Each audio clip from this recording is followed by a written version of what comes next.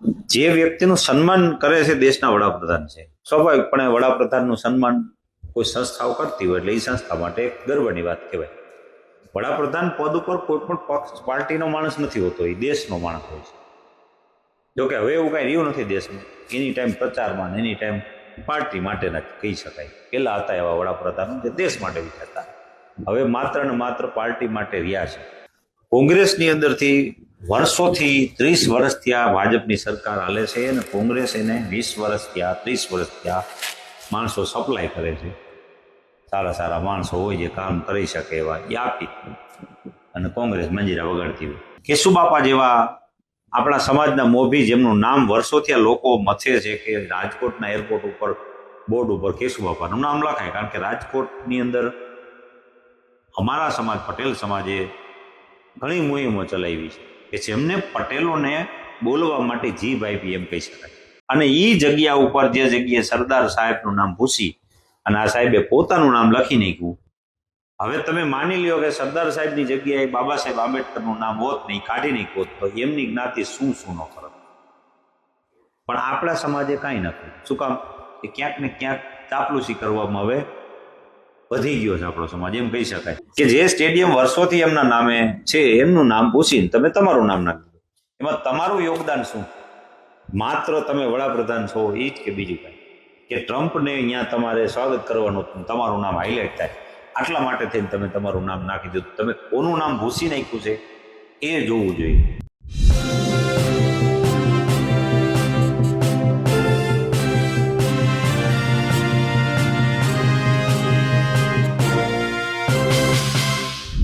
વડાપ્રધાન નરેન્દ્ર મોદી 2 દિવસના ગુજરાત પ્રવાસે છે, પણ સૌથી વધારે ચર્ચા પાટીદાર સરદાર પટેલ એવોર્ડ અને એમના સોમનાથ પ્રવાસને લઈને છે. ખાસ કરીને જે સરદાર રત્ન એવોર્ડ અપાવવાનો છે તેને લઈને અલગ અલગ પ્રકારના પાટીદાર આગેવાનો હવે નિરાશા વ્યક્ત કરી રહ્યા છે.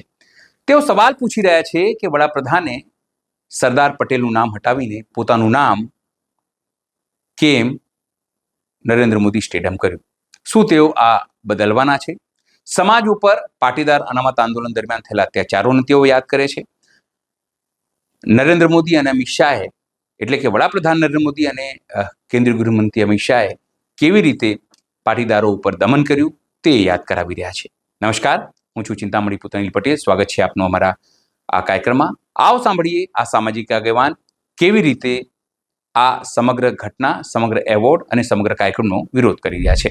હમણાં આસામના જે મુખ્યમંત્રી બનાવ્યા એ એક સમયે આ દેશના વડાપ્રધાન એમને સ્ટેજ ઉપરથી કહેતા કે દેશમાં વધુમાં વધુ કોઈ ભ્રષ્ટાચાર કર્યો હોય તો આ વ્યક્તિએ કર્યો. એને ભારતીય જનતા પાર્ટી જોઈન કરી અને મુખ્યમંત્રી બનાવી દીધા.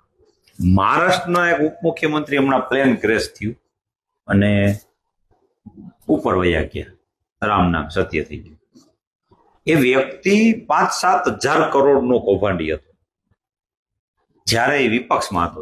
ત્યાર પછી એ વિપક્ષમાંથી પક્ષમાં સામેલ થઈ ગયા, ભાજપમાં સામેલ થઈ ગયા. એટલે દૂધે ધોવાઈ ગયા કહેવાય ને, આપણે કહીએ ને દૂધે ધોઈને ચોખ્ખા થઈ ગયા. આવું જ ગુજરાતની અંદર અનેક રાજકારણીઓ જે અન્ય પક્ષોમાં હતા, આમ આદમી પાર્ટીમાં હવે નવી આમ આદમી પાર્ટી આવી છે, તો આમ આદમી પાર્ટીમાં નાનો એવો કાર્યકર્તા તાલુકા પંચાયતની સીટની અંદર 5 લાખથી 20 લાખ રૂપિયાના પૈસા આપી અને એને ખરીદી અને એમાં સામેલ કર્યો. કોંગ્રેસની અંદરથી વર્ષોથી 30 વર્ષથી આ ભાજપની સરકાર હાલે છે અને કોંગ્રેસ એને 20 વર્ષથી 30 વર્ષથી માણસો સપ્લાય કરે છે.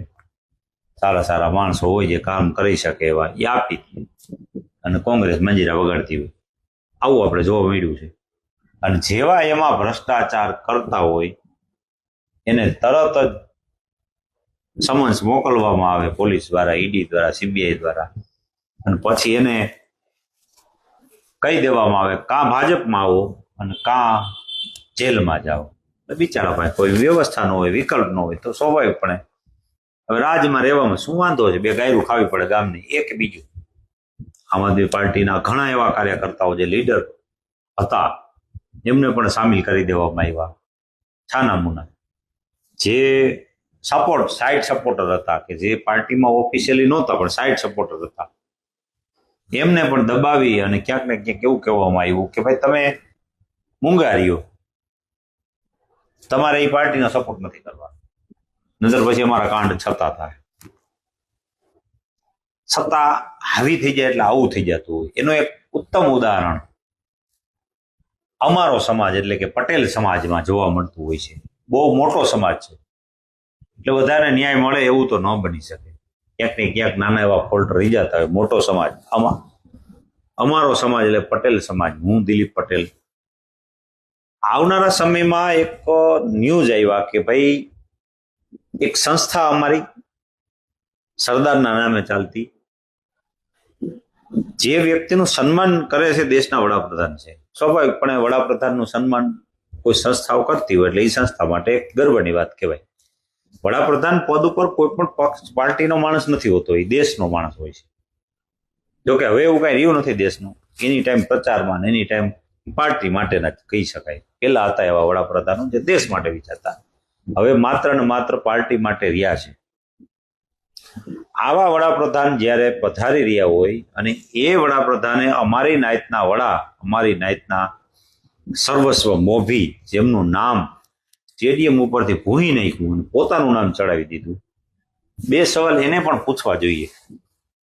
આ સંસ્થા દ્વારા સ્વાગત કરવામાં આવે એનો કોઈ વાંધો નથી.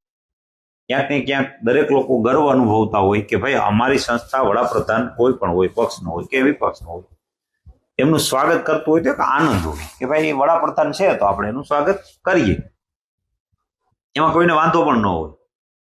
પણ બે સવાલ તમારે પૂછવા જોઈએ કે ભાઈ આવા વડાપ્રધાન જ્યારે અમારા પટેલ સમાજના મોભી સરદાર સાહેબ એવા 18 વર્ણને આરે લઈને 18 વર્ણ માટે થઈને દેશમાં ક્રાંતિ કરી અને આઝાદીના સમયમાં જેમનું સિંહ ફાળો એવા વ્યક્તિનું જ્યારે સ્ટેડિયમ ઉપર નામ હોય અને નામ તમે રહેવા ન દો, નામ ભૂસી નાખો. જોકે નામ ભૂસવાની તમારી જૂની રીત છે, કામ થાય કે ન થાય. એક ગામના પાદરમાં ઉકેડો હોય તો ઉકેડાને નામ બદલવાથી ઉકેડો સાફ નથી થઈ જતો, ઉકેડો સાફ કરવો પડે. તો એનું નામ તમે બદલી નાખો તો કઈ વ્યક્તિ નથી, વસ્તુ નથી બદલાઈ જતી. મારું કેવું એમ થાય કે આવડો મોટો સમાજ જ્યારે આપણા સમાજના વડવાઓને આપણા સમાજ માટે કંઈક કરેલું છે, એમના નામ એક જગ્યાએ લખાવવા માટે આખા સમાજે આજીજી કરવી પડે. આજે કેશુબાપા જેવા આપણા સમાજના મોભી, જેમનું નામ વર્ષોથી આ લોકો મથે છે કે રાજકોટના એરપોર્ટ ઉપર બોર્ડ ઉપર કેશુબાપાનું નામ લખાય, કારણ કે રાજકોટની અંદર અમારા સમાજ પટેલ સમાજે ઘણી મુહિમો ચલાવી છે કે જેમને પટેલોને બોલવા માટે જીભ આપી એમ કહી શકાય. એવા અમારા મોભી પટેલ સમાજના કેશુબાપાનું નામ એક લખવું જ નથી લખા. અને આ સ્ટેડિયમ ઉપર જે દેશના સર્વપ્રથમ ગૃહમંત્રી અને આ દેશને જેને કંઈક આપ્યું છે એવા 18 વર્ણને આરે લઈને હાલે એવા વ્યક્તિને તમે એમનું નામ અહીંયા ભૂહી નાખ્યું અને અહીંયા પોતાનું નામ લગાવી દીધું. આ સમાજ એક શબ્દ ન બોલ્યો. આ તકે મારે એક શબ્દ તમને યાદ કરાવવો છે, એક એક્ઝામ્પલ આપવું છે કે માની લ્યો કે આ સ્ટેડિયમના નામ ઉપર સરદાર સાહેબનું નામ હતું, એમની જગ્યાએ બાબા સાહેબ આંબેડકરનું નામ હોત તો શું થાત? અને એ જગ્યા ઉપર જે જગ્યાએ સરદાર સાહેબનું નામ ભૂસી અને આ સાહેબે પોતાનું નામ લખી નાખ્યું, હવે તમે માની લ્યો કે સરદાર સાહેબની જગ્યાએ બાબા સાહેબ આંબેડકરનું નામ હોત નહીં, કાઢી નાખ્યું હોત, તો એમની જ્ઞાતિ શું ન કરત. પણ આપણા સમાજે કાંઈ નથી. શું કામ? કે ક્યાંક ને ક્યાંક ચાપલુસી કરવામાં હવે વધી ગયો છે આપણો સમાજ, એમ કહી શકાય કે સમાજને હવે રાજનીતિ મગજમાં ચડી ગઈ છે. તમે કયા પક્ષના છો એ મહત્વનું નથી, પણ તમે કયા કુળના, કયા જ્ઞાતિના છો એ બહુ મહત્વનું છે. હું વિપક્ષનો માણસ હોય, હું વિપક્ષને પસંદ કરતો હોય, પક્ષને ન પસંદ કરતો હોય એટલે ખરાબ. આવી માનસિકતા હવે થઈ ગઈ છે. સમાજના ભાગલા હવે પડવા માંડ્યા છે. સમાજને હવે એવા લોકોની જરૂર છે કે જે સમાજ માટે થઈને લડે, પોતપોતાના માટે નહીં. મારી કંપની બચાવવા માટે કોકની ચાપલુસી કરવી પડે તો કરી નાખે છે. એમાં કાંઈ ખોટું પણ નથી, કારણ કે કોઈ કંપની એવડી મોટી હકાલતા હોય ને કોઈ સત્તા આપણા મુજબ ન હાલતી હોય તો આપણે સ્વાભાવિકપણે નમતું દેવું પડે. પણ જ્યારે વાત સમાજની આવે ત્યારે બે શબ્દ પૂછવાની તમારી ફરજ છે કે વડાપ્રધાન જ્યારે અહીંયા આવે ત્યારે એમને એક સવાલ તો પૂછી શકાય કે ભાઈ તમારું આ એવોર્ડથી અમે સન્માન કરી છીએ અને એમનું જ નામ તમે ભૂસી નાખ્યું, તમારું રાખ્યું, તો આના વિશે તમે શું કહેશો? ખાલી એટલું તો પૂછી દો કે જે સ્ટેડિયમ વર્ષોથી એમના નામે છે એમનું નામ ભૂસીને તમે તમારું નામ નાખી દો, એમાં તમારું યોગદાન શું? માત્ર તમે વડાપ્રધાન છો એ જ કે બીજું કાંઈ?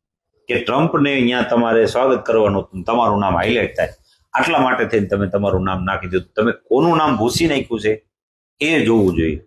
તો આવો ઠપકો આપનાર સમાજમાં કોઈ ખરો કે જે ગમે તેવા સર્વસ્વ પદ ઉપર બેઠા હોય એમને ઠપકો આપવો? આવું કોઈ નહીં. બસ ચાપલુસી કરો ને મજા કરો. આપણે કોઈ સંસ્થાઓ બનાવીએ છીએ એ સમાજ માટે ઉપયોગી થવી જોઈએ, એ સમાજની સંસ્થાઓ છે. નો ડાઉટ કે હું એમ નથી કહેતો કે નથી થતી, એ સમાજને ઉપયોગી થાય જ છે. ઘણા ખરા સમાજનો વર્ગ એવો છે જેમને હાચવીને બેઠા છે, અને હાચવવું એ સમાજમાંથી જ આપેલું ફંડ છે. તમે એના નિમિત્ત છો, કામ પણ સારું છે, ના નથી. પણ આવનારો સમય આપણને ગુલામ ન કહે એનું જરાક ધ્યાન રાખવું પણ આપણા માટે જરૂરી છે. કારણ કે મહેનત કશ સમાજ છે. સમાજ એકાબીજાના ટેકે હાલી અને બહુ મોટો થઈ શકે. આજની તારીખે નાના રાજનીતિની અંદર પગ મૂકતા મારા જેવા ઘણા યુવાનો રાજનીતિમાં સક્રિય થવા લાગ્યા છે. એમને પણ સપોર્ટ દેવો મારી તમારી ક્યાંક ને ક્યાંક ફરજ છે. તો આ તકે મારે ને તમારે સજાગ રહેવું અને પૂછવા સવાલો આ ફરજ છે. આ અંગે આપ શું વિચારો છો? જરૂરથી અમારા કોમેન્ટ બોક્સમાં કોમેન્ટ કરજો. એ સિવાય અમારી યુટ્યુબ ચેનલ લાઈક કરો, સબસ્ક્રાઇબ કરો, બેલ આઇકન દબાવો. સાથે અમારી વેબસાઇટ છે www.gujaratpress.in, ત્યાં પણ જઈને તમે બધું અપડેટ થઈ શકો છો. અત્યારે માટે બસ આટલું જ. નમસ્કાર.